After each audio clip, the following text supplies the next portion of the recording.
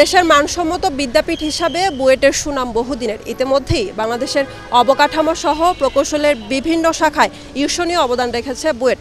এবার নতুন আলোচনার জন্ম দিল বুয়েট। দেশের আঙিনা পেরিয়ে আন্তর্জাতিক অঙ্গনেও সমান তালে আলো ছড়াচ্ছে।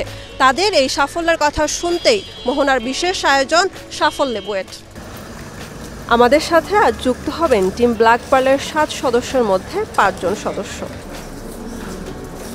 বৈশ্বিক ফেরি ডিজাইন প্রতিযোগিতায় টিম ব্ল্যাক পার্ল দ্বিতীয় স্থান অর্জন করেছে। তাদের সফলতার গল্প আমরা তাদের কাছ থেকেই জানব। সরাসরি যুক্ত হচ্ছে টিম ব্ল্যাক পার্লের ক্যাপ্টেন আব্দুল কাদের ভাইয়ের সাথে। ভাই কেমন আছেন? আলহামদুলিল্লাহ।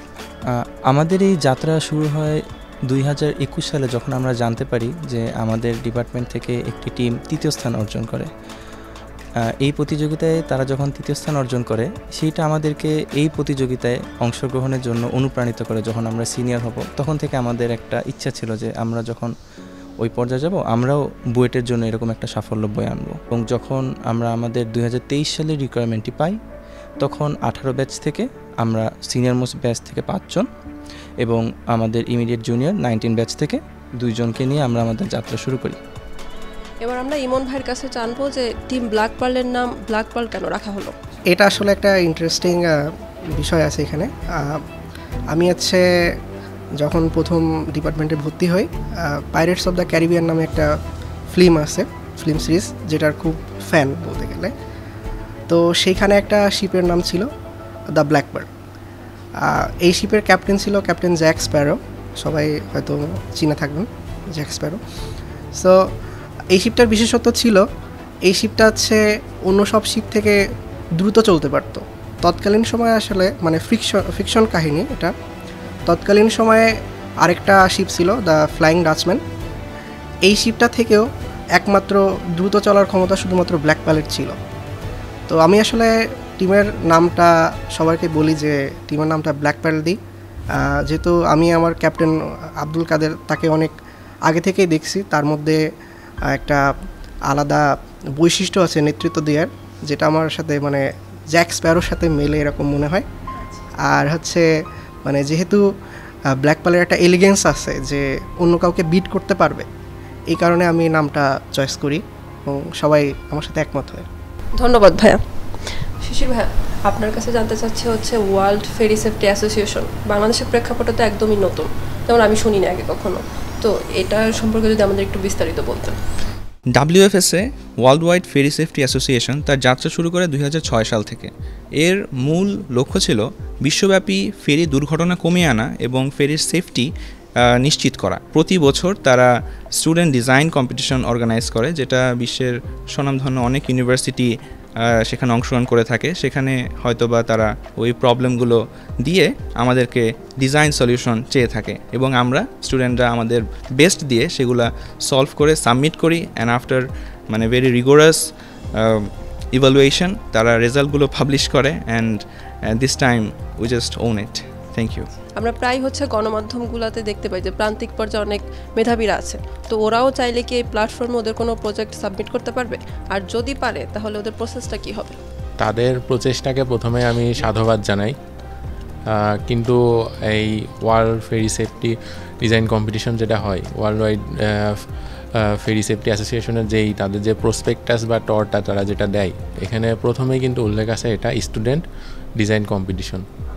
তো এক্ষেত্রে অবশ্যই অংশগ্রহণকারী টিমকে অবশ্যই যে কোনো একটা স্বীকৃত বিশ্ববিদ্যালয়ের স্টুডেন্ট হওয়া লাগবে এবং একজন ফ্যাকাল্টি অ্যাডভাইজারের আন্ডারে থেকে সুপারভিশনে তাদের কাজ করতে হবে।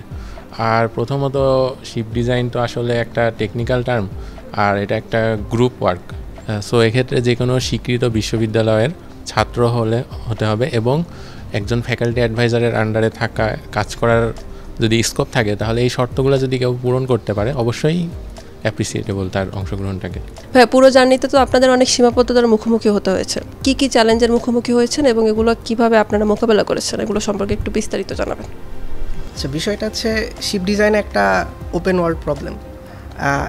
একটা প্রবলেমের সলিউশন অনেকগুলো হতে পারে, তবে মানে একটা প্রবলেম আর একটা প্রবলেমের সাথে লিঙ্ক থাকে, তো এই কারণে ওই প্রবলেম থেকে সুইটেবল প্রবলেমটা খুঁজে বের করতে হয়, যেটার জন্য আসলে অনেক ব্রেইনস্টর্মিংয়ের দরকার হয়। একসাথে বসে যেমন ধরেন যদি বলি দরজার হাইট এটা কেন হবে, এখন এটা হইলে ওই এলাকার মানুষের সাথে ম্যাচ করে কিনা সেই দিকটাও দেখতে হয়েছে। এরকমভাবে আমাদের প্রবলেমগুলো সলভ করতে হয়। নাইজেরিয়ার যে রিজিয়নে আমাদের প্রতিযোগিতাটা হবে সেইখানের একটা নিয়ম আছে যে নতুন কোনো ভেহিকেল যদি ওই রুটে চলে সেটাকে ইকো ফ্রেন্ডলি হতে হবে অবশ্যই। এই কারণে আমরা কনভেনশনাল যে ডিজেল বা গ্যাস ইঞ্জিন আছে ওই দিকে যাইতে পারি নাই, আমরা টোটাল ফেরিটাই ইলেকট্রিক ফেরি করতে হয়েছে।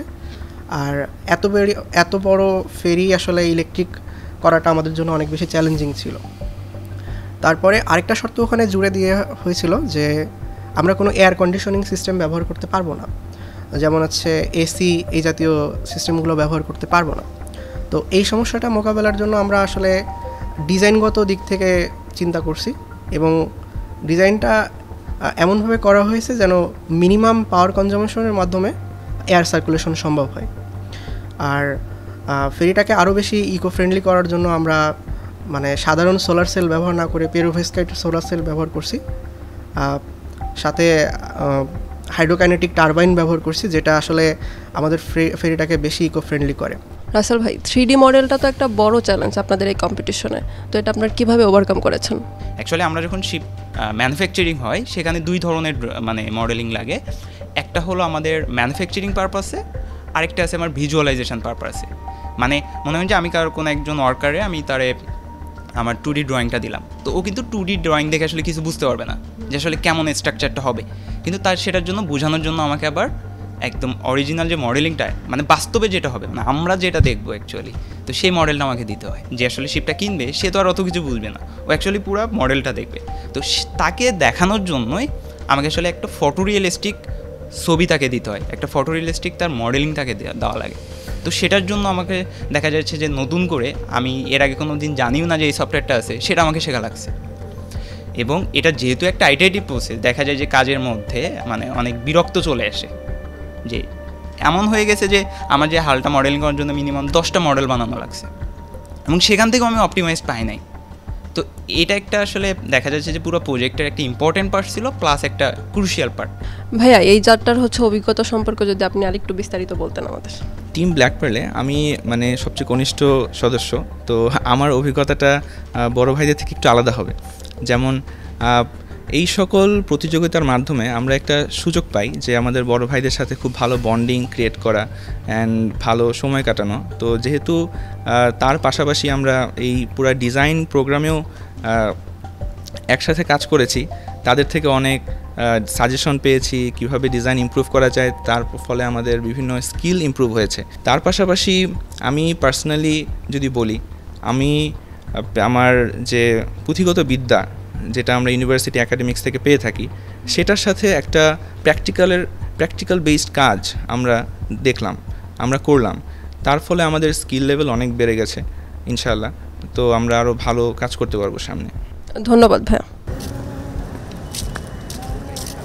এবার শোনা যাক নৌযান ও নৌযন্ত্র কৌশল বিভাগীয় প্রধান ডক্টর মশিউর রহমান স্যার ও টিম ব্ল্যাক পার্লের ফ্যাকাল্টি অ্যাডভাইজার অধ্যাপক ডক্টর জোবায়ের ইবনে আওয়াল স্যারের অভিজ্ঞতার কথা।